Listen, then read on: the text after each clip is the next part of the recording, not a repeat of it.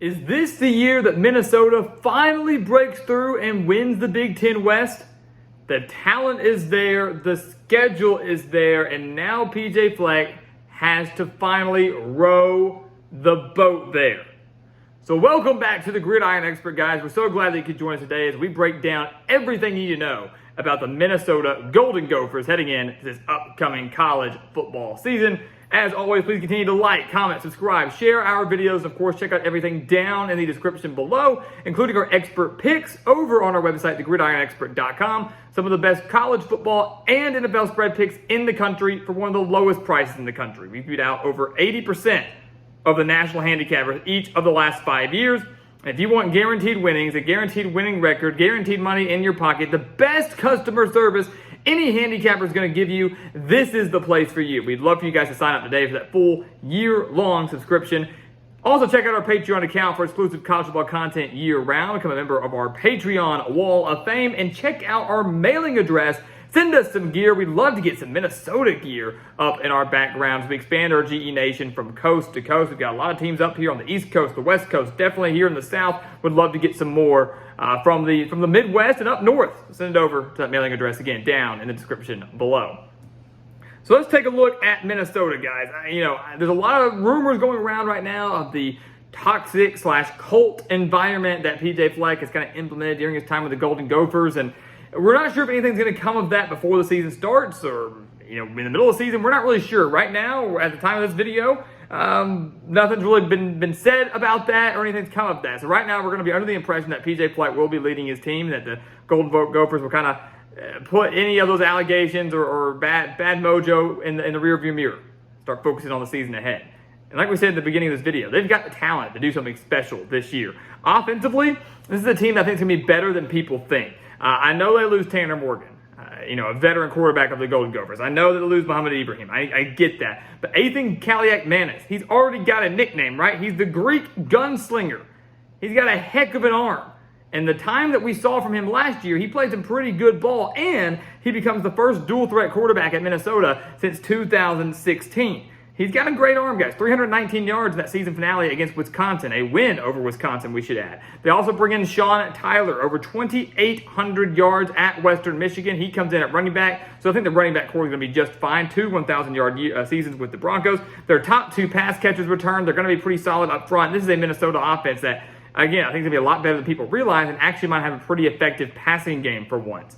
You look at the defense, they're going to be phenomenal too. 6 starters back on that side of the ball after finishing 4th in the country last year, allowing just 13.8 points per game and just 295 total yards per game.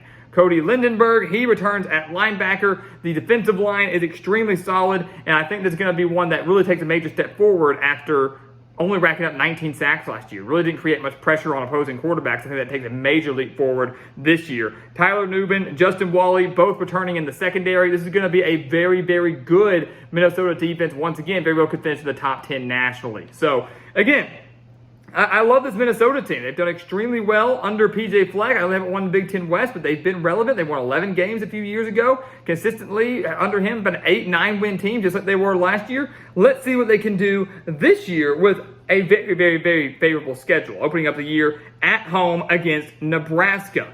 I think that's a win for Minnesota. Thursday night game at home against a Nebraska team that, yes, is going to be better than they've been in years past. Yes, has a lot of excitement surrounding Matt Rule. I think he's a phenomenal coach. I think he's going to do really well this year with the Cornhuskers. But you're looking at a Nebraska team dealing with so many new pieces, so many new schemes.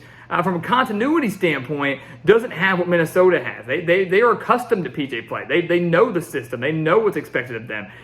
Matt Rule in Nebraska, they don't really have that. So the first game for them is on the road in a hostile environment. I just don't think it's going to go well for the Cornhuskers. I don't think that Minnesota loses this game. They won by 7 points last year. Nebraska allowed nearly 200 rushing yards per game last year. I think Sean Tyler shows, hey, this is why I'm here. I transferred from Western Michigan to Minnesota to make an impact. He does in the first week of the year. That dual threat capability of Ethan Kaliak-Manis is one that Nebraska's unable to stop, especially in the first week. So they get this win. They're 1-0. They beat Eastern Michigan. They're 2-0. And then a very intriguing non-conference game at North Carolina. I really, really like this matchup. The power of North Carolina's offense led by Drake May, versus the strength of Minnesota's team, which is going to be their defense. So UNC's offense versus Minnesota defense, which one's going to win that battle? I'm going to lean more towards North Carolina's offense winning that battle. I really like UNC in this game. Home field advantage, certainly going to play a pretty big role here. And when you look at this schedule for Minnesota and you look at what North Carolina's capable of, a quarterback in Drake May throwing for over 4,000 yards last year, putting up ridiculous numbers, a true Heisman Trophy contender this year, no doubt about it. This is arguably the best offense they have faced since like mid-season last year when they took on Penn State in that whiteout game. I mean, this is the rest of the schedule for Minnesota last year wasn't that great. This year, not that bad. And really, if you look at the rest of their schedule for Minnesota, Michigan's offense is going to be pretty solid. Ohio State's going to be pretty solid. This is the best offense they have faced in a long, long time. Will be one of, if not the best offense they face all year long. North Carolina, they returned 6 of their top 7 tacklers defensively as well. So we know the offense is going to be great. The defense was garbage last year. They should take a bit of a step forward. I think UNC with home field advantage is able to wear down this young Minnesota team. Talented Minnesota team, but young Minnesota team, especially offensively. They get the win. The Golden Gophers are 2-1. They do take down Northwestern and Louisiana. The Wildcats dealing with the big hazing scandal. Pat Fitzgerald is gone.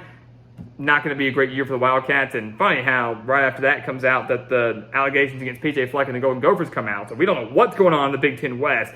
But right now, Northwestern in a bad state. So they should cruise past them, should beat Louisiana. And just like that, they're 4-1 heading into the game at home against Michigan. Could be a top 20 matchup possibly between the Wolverines and the Golden Gophers, depending on if Minnesota's getting any sort of respect. But this Michigan team, guys, is way too good. Even though Minnesota gets to host the game, Michigan is way too good. They got J.J. McCarthy come back, arguably the best running back room in the country, returning, and Blake Corum and Donovan Edwards. They've got a very, very strong defense. It could be even better than they were last year. So, yes, they're at home. Yes, these two defenses are great, but Michigan owns the experience edge. They own the offensive edge, and I think they own the coaching edge as well with Jim Harbaugh over PJ Fleck. So give me Michigan, who, played extremely, but torched them. What was it, the COVID year, 2020, 2021, where they torched Minnesota in Minneapolis? I don't think they torch them this year, but they do get a comfortable win. Minnesota is at 4-2 heading into the bye week. Not a bad mark. Only one conference loss. Have an opportunity to start doing something special in the back half because really it's a pretty favorable schedule in the back half with the exception of maybe the game against Ohio State and Iowa, both on the road. I do think they fall to the Hawkeyes on the road at Kinnick Stadium. I can't pick Minnesota to win this game. They have lost, 8 straight games? 8 straight games to the Hawkeyes. I can't pick them to win the game right now. Lost 13-10 last year at home in Minneapolis. That was one where you really felt like Minnesota, if they were going to get over the hump, they were going to. And they were just kind of played by mistakes. 2 great defenses. Couldn't get anything going. That late turnover setting up Iowa for the game-winning field goal. Again, it's one of those things where until Minnesota finally proves to me they can get over the hump against Iowa, I can't pick them to do it. Factor in the game is at Kinnick Stadium, one of the most difficult places to play in the country. Factor in Iowa's defense is probably going to be better than they were last year. Factor in that Iowa finally has a competent quarterback in Cade McNamara transferring in from Michigan. I just can't side with the Golden Gophers here. So they drop their 3rd game of the year. They're 4-3. But then look at the next couple games. I think at 4-3, they win their next 3 games. They go from 4-3 to 7-3. I think they cruise past Michigan State. They won by 27 points on the road last year. And the Spartans, to me, not going to be much better this year with questions at quarterback, questions up front on the defensive line, especially after allowing nearly 180 rushing yards per game last year, losing their top 2 players in the secondary. It's just going to be a rough year for Mel Tucker and the Spartans. Now have to come on the road, just not ideal. So they beat Michigan State. I do think they beat Illinois at home. They lost to them by 12 last year. Minnesota did. But the Fighting Illini, while they're going to be good and while they're a bowl team, still some questions remain on offense. When you lose your star quarterback and you lose your workhorse at running back, you've got some questions there. And I'm really wondering how quickly Brett Bielema was able to fix that offensively and how good the offense can be. 2 great defenses, but Minnesota owns home field advantage and the offensive edge significantly. They get the win over the Fighting Illini, and I do think they get the win over Purdue as well. A bit of a revenge game. The Golden Gophers were off to a pretty strong start last year and then fell at home to the Boilermakers 20-10. Purdue loses tons, though, including their head coach and Jeff Brom. They lose their star quarterback in Aiden O'Connell. Ryan Walters bringing in a bunch of transfers. The defense might not be too bad, but the Boilermakers, I think, from top to bottom, talent-wise, not good enough to take down Minnesota. Just don't see it. So Minnesota wins their 3rd straight game, 4-3 to 7-3, just like that. Another winning season under PJ Fleck, just like that. Question is now, can they get to 8 wins? Could they get to 9 wins if they could pull off the massive upset over Ohio State? What's in the cards for Minnesota these last few weeks here? And with only 2 conference losses, what's going to happen with Iowa and Wisconsin? They're still technically in the hunt for the Big Ten West, especially if the Big Ten West is anything like it was last year, completely wide open, where it was, Illinois was in there, Wisconsin was in there, Iowa, everybody's kind of in the running right here. Obviously, we don't have them beating Ohio State. Can't pick them to take down Ohio State. They lost to the Buckeyes 45-31 in the 2021 season opener. Big game on the ground for the Minnesota in that game, but couldn't stop Ohio State for anything. Now you're going on the road to Columbus. Defensively, I think they could give Ohio State some issues, especially if Kyle McCord or whoever's at quarterback isn't panning out, but the wide receivers are still insanely good. The running game is insanely good. It is senior day. Someone could say, it's that look-ahead spot to Michigan, but playing in the horseshoe, that's what's going to give Ohio State over the hump. If they're having a bad game, they still win the game thanks to home field advantage, and I truly believe that. So they lose to Ohio State here. It's their 4th loss of the year. Come home to take on Wisconsin. Big-time rivalry game where many will say, yes, historically, Wisconsin has typically dominated Minnesota. But that hasn't been the case the last few years. The Golden Gophers have won the last 2. They've won 3 of the last 5. They won 23-16 last year. And here's the thing. Last year was kind of the coming out party for Ethan Kaliak-Manis. Against Wisconsin, goes out there, throws for 319 yards against the Badgers defense. This team put over 400 yards on that Wisconsin defense. Now they're getting the Badgers at home, a Wisconsin team that's going to be very, very good this year with Luke Fickell, Tanner Mordecai, Braylon Allen, a strong defense. But I could almost argue that Minnesota has the defensive advantage in this game. That plus home field advantage and an offense that, like Wisconsin, is going to finally start airing the ball out. It's finally going to be multi-dimensional. One that's going to probably scare some opposing defenses. I think Minnesota pulls off the upset over the Badgers.